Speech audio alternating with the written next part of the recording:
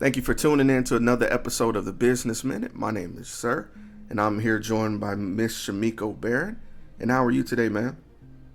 I'm doing fine. Thanks for asking. All right, no problem. So, if you would, just tell the world what the name of your business is. It's New Mindz Mentorship Program, LLC. All right. And what is the functionality of your business, ma'am?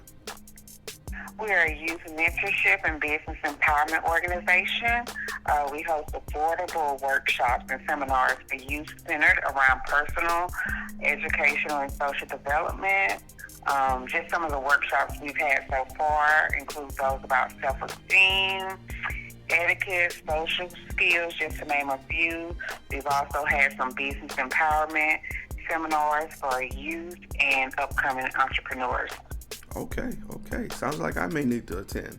All right. That would be great. All right. And how long have you been active? I've been active for about 8 months. We started in December 2017, December 2nd to be exact. All right. Well, that's always wonderful. You know, a new start is always a beautiful thing. So, which leads me to another question here. What inspired you to start in this business? What inspired me? Well, I kind of suffer from some social awkwardness, like low self-esteem, was bullied coming up, and I just know if I dealt with that as a youth, there's other kids that deal with that, and I just wanted to create something or create an atmosphere to help build kids' self-esteem, social skills, and basically how to function in the world. And I call it New Minds because when you think of something new, it's something new on the scene, never seen before. And I just really just want kids to know no matter where they come from. I come from a single parent home, poor. No matter where you come from, you can have a new beginning. You can have a fresh start. You can become an entrepreneur. And I remember reading this article, and this article said behaviors drive results, but mindset drives behaviors. And basically that just means, if you want something different, you have to do something different. And Exactly. it doesn't matter what your story is. If you're from the projects, you're from a single parent home, whatever your story is, you can have a new beginning. And that's why we call it New Minds. It's all about renewing the minds. All right. I love it. Very positive message there. And I love how you personalize it. You've been there, so you can definitely understand where they're coming from. So with that being the focus, I want to ask, were there any obstacles that you did encounter while, starting this particular business? Yes, I would probably say when I think about obstacles, I would probably say the biggest obstacle is probably just myself wondering, is it actually possible? Was it possible to start this business? And, New Minds is a mentorship program where we are a for-profit mentorship. Most of our workshops range between $10 to $15 for youth. And I remember, just starting this and creating this, I'm thinking, how could I get people to buy in, or how could I get them to see the need to invest in their child, personal development and so forth. Because sometimes, when you think of a mentorship, you think, oh, you're a mentorship, you don't sell anything, you don't have any shirts, you don't, sell makeup, you don't sell this. And I guess my biggest obstacle was like, how could I get people to buy? How could I get people to invest in this and see the need, for what New Minds has to offer? So I will probably say that was my biggest obstacle or perception. Okay. And yeah, I can definitely understand that, because when people hear the word business or entrepreneur, they think of generating income, and sometimes investing is more important. I definitely agree with you there. Absolutely. Yeah. And children are the future, so investing in your future, no greater way than that. I love it. So, which brings me to a little bit more of a personal question. With that being the case, how do you manage to balance work and personal life? Oh, that's a good question, because although I'm an entrepreneur and I have my own business, I actually manage a business as my full-time job. Mm-hmm. And I work 8 to 5 Monday through Friday and off on the weekends. So you can see how tight my schedule is. Exactly. But basically, I just set a schedule, like for new minds, and I stick to that schedule. It's just like work. I balance myself. I don't say yes to everything, because that's something easily you can be squeezed into. But basically, being a new entrepreneur, you feel like, oh, I got to go to every event, every networking event. I have to do this. I have to do that. You have to pace yourself, and you have to give yourself off days. One of the good things about being an entrepreneur, you're your own boss. So guess what? If you don't want to work today, or if I don't want to mentor anybody today, I have a workshop today, guess what? I don't have to. I can give myself off days. So my thing would say just setting a schedule and sticking to that schedule. If I say no new minds Thursday through Monday, then that's what it's going to be. No new minds Thursday through Monday. So. Okay. Time management. I live by a Yes. sort of creed by that. So as you could tell. Yes, So- I can tell. All right. So with you interacting with so many different, people and different backgrounds, is there any experience that you found to be the most memorable in this business?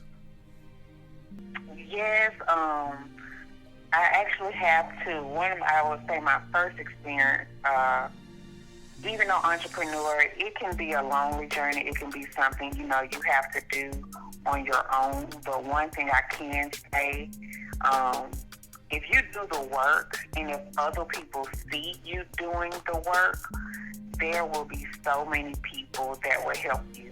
And I will probably say it's just been memorable because I have received so much support in a short period of time. I've only been operating for 8 months. And I can't tell you how many people that have inboxed me and say, how can I help? What can I do for you? What can I give you? How can I, help with this? So memorable, I would probably say the amount of support and gratitude, I received from other people. And it's not just people I know. Some people have been complete strangers. I've had people donate towards my organization, give me well wishes. And another most memorable event is when I hosted my first workshop. It was the Girls Teen Self-Esteem Workshop. And I remember I had only sold about 10 tickets. But when I got up the next morning, the day of the event, I had so many emails, phone calls. The day of the event, we had double or triple that number. We had nothing but standing room. The parents had to get up so we can let all our girls sit down. But that was my first event, and it was more than successful. I love that. And that does tend to warm your heart when you see everything come together and exceed expectations. So I can understand that being one of your favorite memories. And earlier you hit on a point that said, one of the obstacles you encountered was feeling that it might not be successful. It kind of brings me to the next question I had. What exactly changed your mind during those times where you felt like it possibly wouldn't work? I think what changed my mind, I have a business coach, and I've just thought to myself, I know we've all heard that saying, if you want to do something, you'll find a way, and if you don't want to do something, you'll find an excuse. And, I realized, like I said, as an entrepreneur, you're the captain of this ship, and if you don't believe it's going to work, of course nobody will buy it. Of course nobody's going to believe in you. But I think what changed is just my perception. Like I said, the biggest obstacle, it wasn't anyone else. It was me. It was my thought. It was my thought process. And I think once I got past that, I was like, hey, this can happen, because success is what you make it. It's what you put into it. And I just feel like I'm here I'm here now. I'm here talking to you, so I think I might be doing pretty good. All right. All right. Hey, I love it. All right. So, long-term thought here.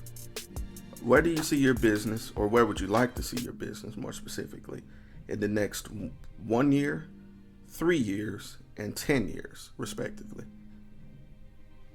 I would say new Mindz Mentorship, we have so many things coming up. We have so many things in mind, and just some of the things I would like to see, or I think that we'll be doing in the future. I would like to have more advanced, workshops for our youth and young entrepreneurs. Also, I see scholarships and intern opportunities, publishing workbooks for the youth. Also, in 10 years, I would actually like to have a new Mindz Empowerment Center, where kids could actually come, and be empowered no matter what it is, that we can set them up for success. Yeah, I definitely think our city definitely needs that. I think back to what empowered me, growing up, and it was all the mentors I was fortunate to have in my life already. And, like you said before, everybody's situation is different. So the support I may have had in certain areas, certain other people may not have. So I recognize that I'm blessed, and I would love to see people giving back to their community to provide where some people may not have had an opportunity. So I think that'd be a great blessing to the city. Most definitely. Yeah. All right. So to wrap this up, and I want to thank you, Ms. Shameck'o, for taking your time out of your day to come and talk with me. I wanted to ask, for everyone else out there listening and hearing your words of inspiration, what words of encouragement would you have for someone else who's listening and just starting? Someone just starting, I would say that fear is normal. It is okay, but you cannot let it stop you. I know Nike has a simple slogan: just do it. Yes, you're going to be scared. You're going to be afraid. Yes, after listening to this interview, you're going to hear, yes, you're going to have some doubts, but just do it. Do not compare your beginning to someone's middle. Many of us that are just getting started, we see people, we're in the time of social media, and we compare our entrepreneurial journey compared to someone else. And what we don't know is that those people didn't become that overnight, that they have a backstory, that, they may have built this for 2 years before you actually knew who they were. So don't fall into the comparison trap. Also, I had a presentation that I did for some women entrepreneurs, and I was talking about work ethic, and I talked about the Kevin Hart work ethic. And if many people know, of course, they know Kevin Hart, and whether you like his comedy or not, you have to respect his work ethic. And I've seen many of Kevin Hart interviews, and anytime someone has asked him, what is the secret to success? How did he get here? What is his secret? And Kevin Hart will always say that everybody wants to be famous, but nobody wants to put the work in. Ooh. And they will ask him again, he would say, everybody wants to be famous, but nobody wants to put the work in. And I say to the new entrepreneurs, if you want your business to be successful, you're going to have to put the work in.